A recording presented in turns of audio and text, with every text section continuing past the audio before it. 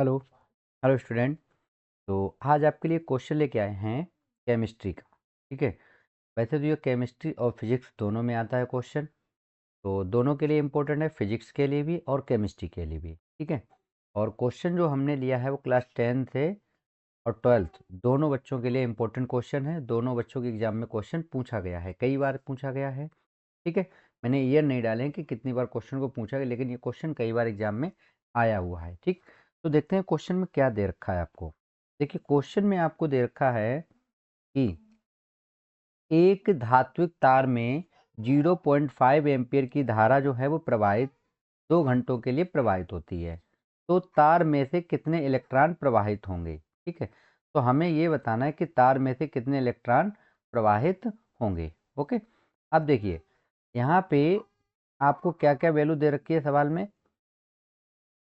तार में जो धारा प्रवाहित हो रही थी यानी आपको आई बराबर दे रखा है। आपको आई बराबर आपको कितना दे रखा है, 0.5 एम्पियर दे रखा है। ठीक है। ये आपको वैल्यू सवाल में दी गई है। उसके बाद आपको समय दे रखा है टी बराबर 2 घंटे।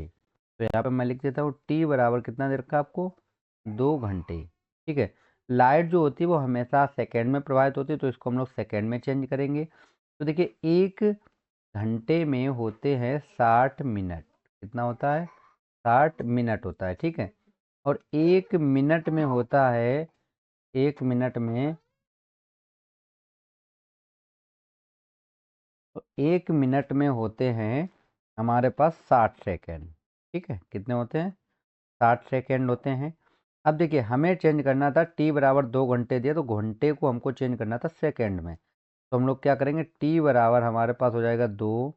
इसको पहले हम मिनट में चेंज करेंगे तो हम लोग 60 का गुणा करेंगे। फिर मिनट को सेकेंड में चेंज करें तो फिर से हम लोग 60 का गुणा करेंगे। ठीक है। अब देखिए हो जाएगा 2 और 6 का 6 में मल्टीप्लाई करेंगे तो हो जाएगा 36 और एक जीरो ये रहा, एक जीरो ये, तो यहाँ पे हम 2 जीरो लगा देते हैं। तो और 36 दूनी कितना होता है, 72, तो ये हो जाएगा 7200 सेकेंड। ओके। यानी आप लोग देख सकते हैं टी बराबर हमारे पास जो समय आया है वो 7200 सेकेंड आ गया है। ठीक। अब देखिए आपको विद्युत धारा दे रखी थी, यानी कि धारा आपको दे रखी 0.5 एम्पियर, और समय आपको दे रखा था 2 घंटे। घंटे को हमने किस में चेंज कर लिया है, सेकेंड में चेंज कर लिया। ठीक है। इसके बाद बोल रहा है कि प्रवाहित होती है तो तार में से कितने इलेक्ट्रॉन प्रवाहित होंगे, यानी हमें इलेक्ट्रॉनों की संख्या निकालनी है। ठीक। तो हमें इलेक्ट्रॉनों की संख्या निकालनी है, तो हम लोग क्या करेंगे, देखिए आपके पास एक फार्मूला होगा, अगर आपने देखा हो, ये होता है Q बराबर आई टी। ये आपने हाई स्कूल में भी फार्मूला पढ़ा होगा। तो इसको हम लोग समीकरण नंबर 1 डाल लेते हैं। और एक आपने पढ़ा होगा Q बराबर एन ई, यानी आवेश का क्वांटीकरण। ठीक है। ये हो जाएगा समीकरण नंबर 2 हो जाएगा। ठीक है। अब देखिए यहाँ पे आपको जो निकालना है, इलेक्ट्रॉनों की संख्या निकालनी है कि कितने इलेक्ट्रॉन प्रवाहित होंगे। तो इलेक्ट्रॉनों की संख्या, तो इलेक्ट्रॉनों की संख्या हम लोग मान लेते हैं स्मॉल एन। जो हमारे पास स्मॉल एन है वो इलेक्ट्रॉनों की क्या है, संख्या। दोनों समीकरण देखिए आवेश बराबर ही है, तो हम यहाँ पे लिख सकते हैं समीकरण 1 व 2 से। ठीक है। 1 व 2 से जब हम लोग लिखेंगे तो देखिए हमारे पास आएगा आई टी बराबर हो जाएगा एन ई। ठीक है। और हमें एन निकालना है, तो एन बराबर आ जाएगा आई इंटू टी, और अपान में कितना हो जाएगा, ई। अब देखिए यहाँ पे जो ई है वो हमारा आवेश है, इलेक्ट्रॉन का आवेश। तो यहाँ पे हम लिख देते हैं ई बराबर एक इलेक्ट्रॉन का आवेश जो होता है वो 1.6 इंटू 10⁻⁻19 कूलाम होता है। ठीक है। अब देखिए यहाँ पे जब हम वैल्यू पुट करेंगे तो देखिए आई की वैल्यू हमें कितनी दे रखी थी, 0.5 एम्पियर। तो यहाँ पे हम रख देते हैं 0.5 एम्पियर इंटू टी की वैल्यू आपको दे रखी है 7200 सेकेंड। तो यहाँ पे हम लोग रख देते हैं 7200 सेकेंड अपॉन आवेश हमें दे रखा 1.6 गुणे 10⁻⁻19 दे रखा है। ठीक है। अब इसको हम लोग जब सॉल्व करेंगे तो देखिए किस तरीके से इसको हम लोग सॉल्व करते हैं, हम आपको सॉल्व करके भी यहाँ पे दिखा देते हैं। देखिए ये पॉइंट से आप पॉइंट को हटा दीजिए। ठीक है। और पावर को हम लोग लेके जाएंगे ऊपर। ठीक है। तो देखिए हमारे पास कितना हो जाएगा, यहाँ पे 5/16 इंटू हो जाएगा 72 गुणे हो जाएगा 10⁻², इंटू ये पावर ऊपर जाएगी तो हो जाएगी प्लस की, 10⁻³ कितनी हो गई, 19। 10⁻³ कितनी हो जाएगी, 19 हो जाएगी। अब देखिए इसको हम लोग लिख सकते हैं इस तरीके से, ये हो गया 5/16 इंटू हो जाएगा 72 गुणे ये हो जाएगा 10⁻21। कितना हो गया? 10⁻21 हो जाएगा। 19 और 2 कितना होता है? 21। अब इसका आप मल्टीप्लाई कर लिए, देखिए 5 दूनी कितना होता है? 10। ठीक है, 5 या तो आप काट दीजिए, पहले 2 से काटेंगे तो 2 × 8 = 16 होता है। ये 2 से काटेंगे कितना बचेगा? 36। ठीक, तो कितना आ गया आपके पास? 5 × 36 बचा, अपॉन में कितना बचेगा? 8। ठीक है, ये हो गया 10⁻21। अभी 2 से और कट जाएगा, 4 से भी कटेगा। देखिए 4 दूनी होता है 8 और 4 नेम होता है 36। ठीक है, इसको आप काट दीजिए, 2 एकम 2, और इसको जब आप काटेंगे तो कितना बचेगा? 2.5 बचेगा। ठीक है, कितना बचेगा? 2.5। तो आप यहाँ पे लिख लीजिए n बराबर कितना हो जाएगा? ये हो गया 2.5 इंटू हो जाएगा 9 गुणे 10⁻21। अब देखिए 25 का गुणा अगर आप 9 करेंगे तो आएगा कितना? 225 आता है। ठीक है, कितना आता है? 225। अब एक अंक के बाद पॉइंट था तो हम यहाँ पे एक अंक के बाद दशमलव लगा लेंगे और गुणे हो जाएगा 10⁻21। अब देखिए पॉइंट को एक अंक आगे लेके आएंगे तो हो जाएगा 2.25 गुणे 10⁻21 इलेक्ट्रॉन। तो ये हमारा क्या होगा? आंसर होगा। ठीक, यानी कि अगर हम 0.5 एम्पियर की धारा को t बराबर 2 घंटे तक अगर हम प्रवाहित करते हैं तो उससे कितने इलेक्ट्रॉन उत्सर्जित होंगे? तो 2.25 इंटू 10⁻² का 22 इलेक्ट्रॉन प्रवाहित होंगे। ठीक है, आई होप ये क्वेश्चन आपको क्लियर समझ में आ गया होगा। ऐसे ही क्वेश्चन के लिए आप हमारे चैनल को सब्सक्राइब अवश्य करें और बेल आइकन को प्रेस करें। Thank you. तो एक और क्वेश्चन आपको दिया गया है। क्वेश्चन दिया गया है, चैप्टर 1 से ही लिया गया है क्वेश्चन। और क्वेश्चन क्या है? देखिए क्वेश्चन दिया कि 0 डिग्री सेल्सियस ताप पर, ठीक है, आपको ताप दे रखा है कितना? 0 डिग्री सेल्सियस ताप पर 0.45 ग्राम ग्लूकोज को 250 मिलीलीटर जल में घोलकर 1 बिलियन बनाया गया। इसका परासरण दाब क्या होगा? ठीक है, यहाँ पे आपको आर बराबर वैल्यू दे रखी है 0.821 लीटर वायुमंडल प्रति डिग्री प्रति मोल। ये वैल्यू आपको क्वेश्चन में दी गई है। ठीक, तो देखिए यहाँ पे आपको क्या दे रखा है? ताप आपको दे रखा है, टी बराबर आपको दे रखा है कितना? 0 डिग्री सेल्सियस दे रखा है। कितना दे रखा है? 0 डिग्री सेल्सियस दे रखा। तो इसको हम लोग केल्विन में चेंज करते हैं तो टी बराबर हो जाएगा 0 + 273। ठीक है, एक डिग्री में 273 होता है तो इसको हम लोग चेंज करेंगे तो ये हो जाएगा 273 केल्विन हो गया। ठीक है, ये हमारा टेम्परेचर हो गया यानी कि ताप। और आपको देखा 0.45 ग्राम ग्लूकोज को, तो यानी ग्लूकोज का भार आपको दे रखा तो ये हो जाएगा हमारा स्मॉल w। कितना दे रखा? 0.45 ग्राम आपको दे रखा है। ठीक, और कितने घोला गया? 250 मिलीलीटर जल में घोला गया, यानी आपको दे रखा है बिलियन का आयतन। यहाँ पे हम लिख लेते हैं बिलियन का आयतन आपको कितना दे रखा है? बिलियन का आयतन आपको दे रखा है 250 ml दे रखा है। ठीक है, ml, तो इसको हम लोग लीटर में चेंज करेंगे तो B बराबर हमारे पास हो जाएगा 250 अपॉन में कितना आ जाएगा? 1000, क्योंकि 1 लीटर में 1000 मिलीलीटर होते हैं। जब इसको आप डिवाइड करेंगे तो 1 टाइम जाएगा, ये 4 टाइम चला जाएगा। ठीक है, तो हमारा आयतन आ जाएगा 1/4 लीटर। ओके, तो बी हमारे पास निकल आया यहाँ पे। और हम लोग देख लेते हैं यहाँ पे क्या दे रखा, और आपको दे रखा है ग्लूकोज। ठीक है, तो ग्लूकोज का अणुभार निकालेंगे तो देखिए ग्लूकोज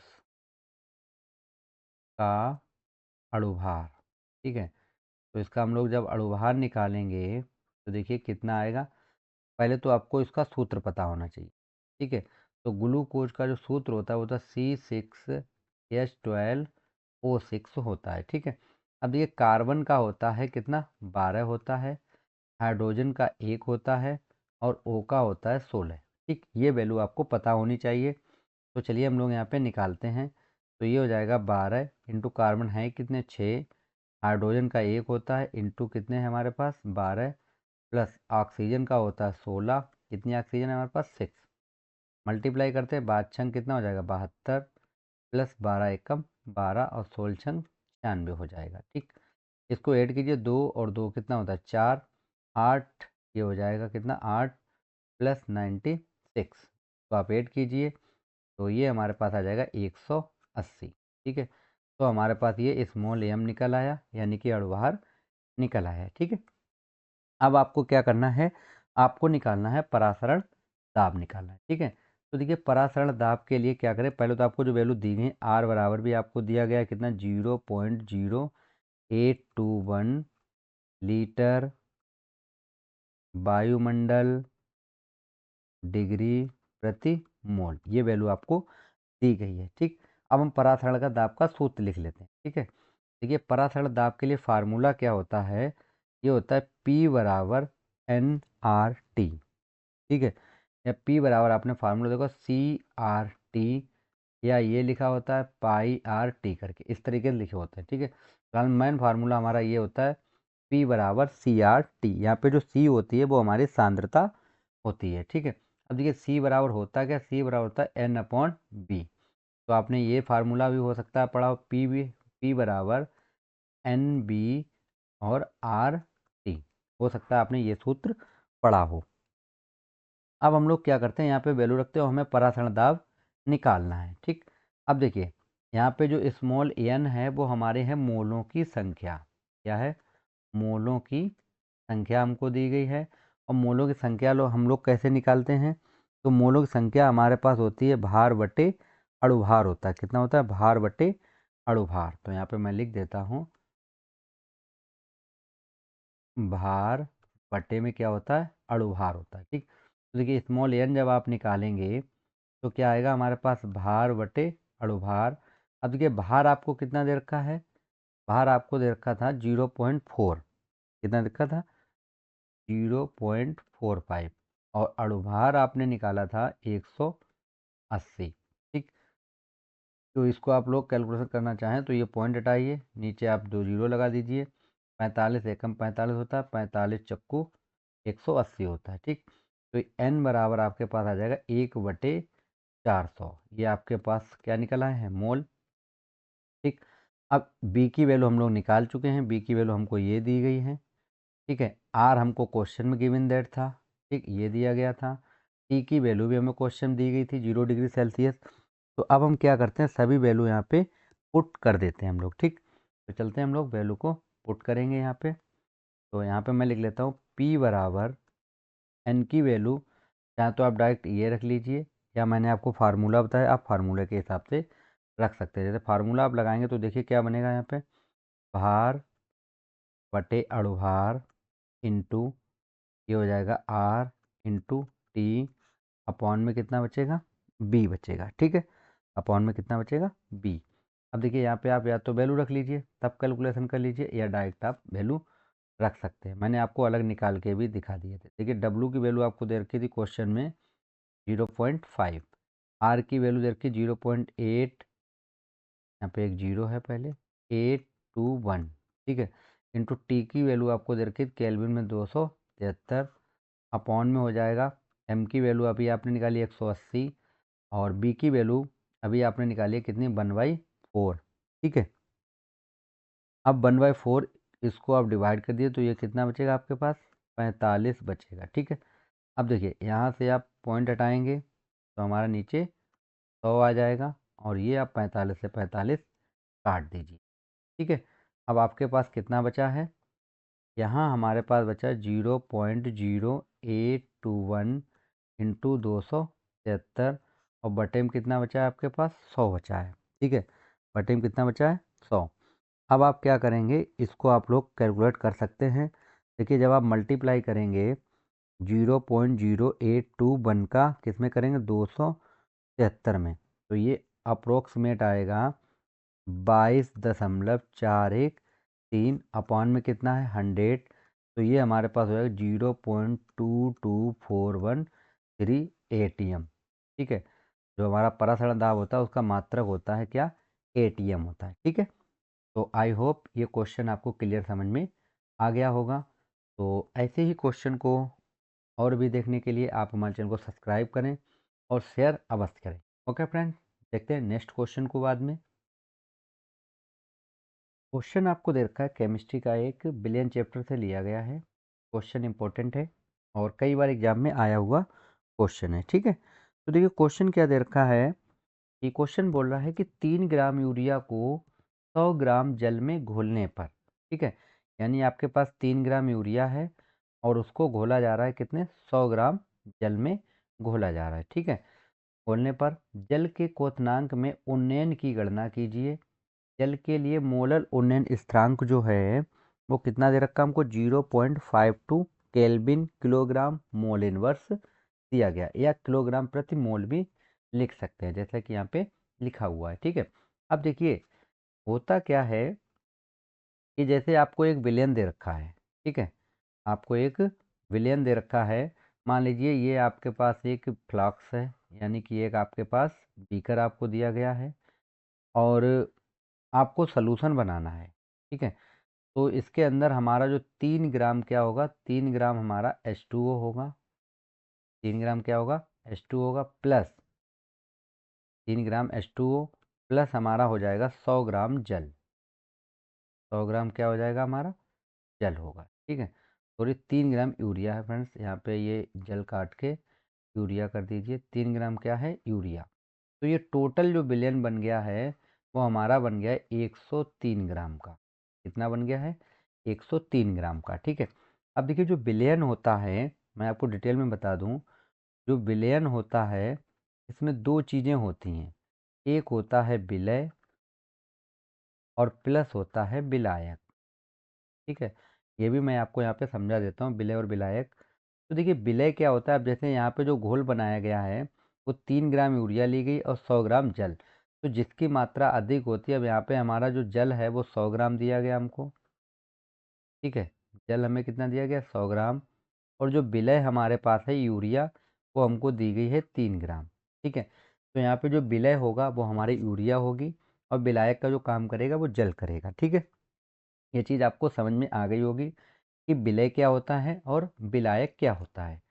अब देखिए विलय और विलायक, अब आपको यहाँ पे जो वैल्यू दे रखी है इनको आपको छांटना है, पहले आपको वैल्यू लिखनी है, तो आप यहाँ पे लिखेंगे गिवन दैट। ठीक है, तो मैं यहाँ पे लिख देता हूँ गिवन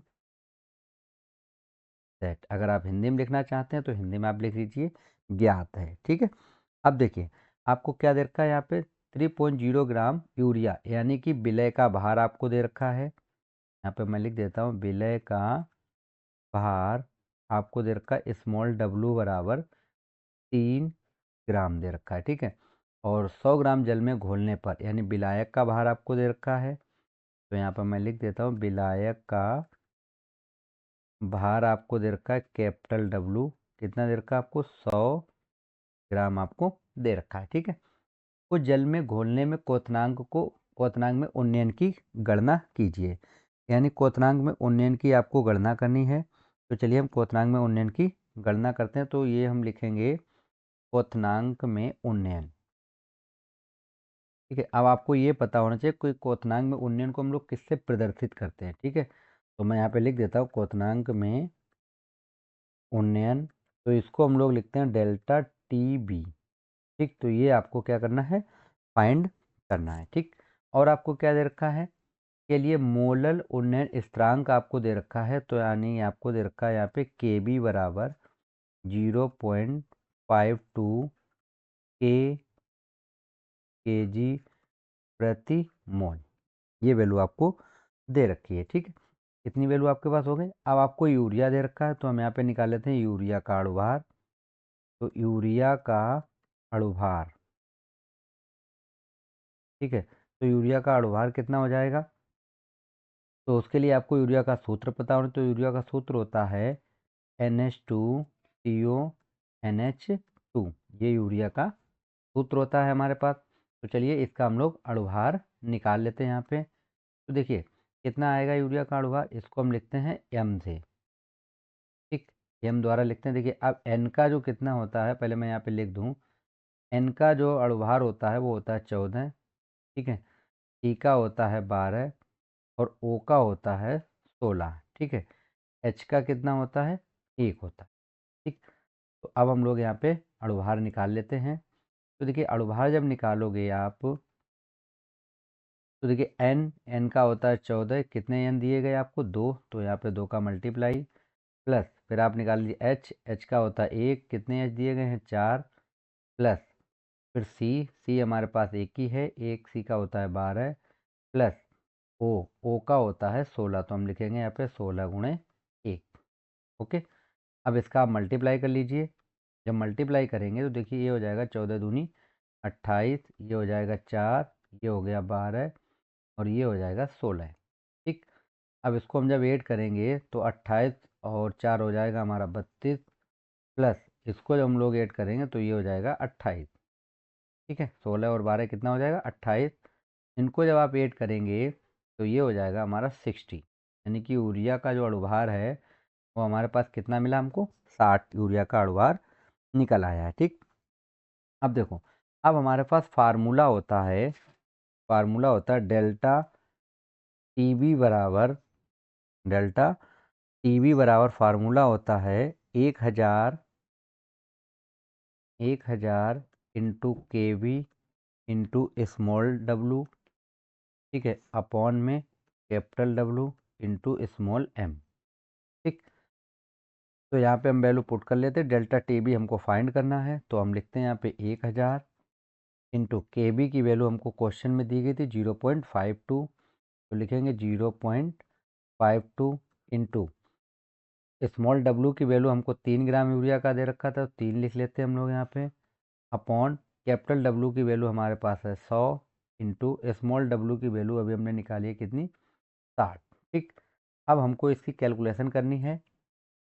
तो देखिए आप लोग क्या करेंगे, यहाँ 2 जीरो से 2 जीरो काट दीजिए, ठीक है, और 1 जीरो से 1 जीरो काट दीजिए। अब देखिए 3 से 3 एकम 3 होता है और 3 दूनी 6 होता है, तो आपके पास कितना बचा है यहाँ पे 0.52 और अपान में कितना बचा है 2 बचा है। ठीक है, 2 को इससे डिवाइड कर दिए, देखिए 2 एकम 2, ये हो जाएगा 2 दूनी 4, एक बचा 2 छंग 12। ठीक, तो आप लोग देख सकते हैं कितना है 0.26, ये हमारा क्या निकला डेल्टा टीबी, क्या निकला डेल्टा टीबी निकला है। इसका जो मात्रक होगा वो हमारे पास होगा केल्विन, तो मैं लिख देता हूँ केल्विन। ठीक, तो ये हमारा क्या हो जाएगा आंसर हो जाएगा जो हमसे पूछा गया था। हमसे क्या पूछा गया था, क्वथनांक में उन्नयन, यानी तो हम लिख देते हैं विलयन का क्वथनांक, तो यहाँ पे हो जाएगा क्वथनांक में उन्नयन कितना आया हमारा 0.26 केल्विन।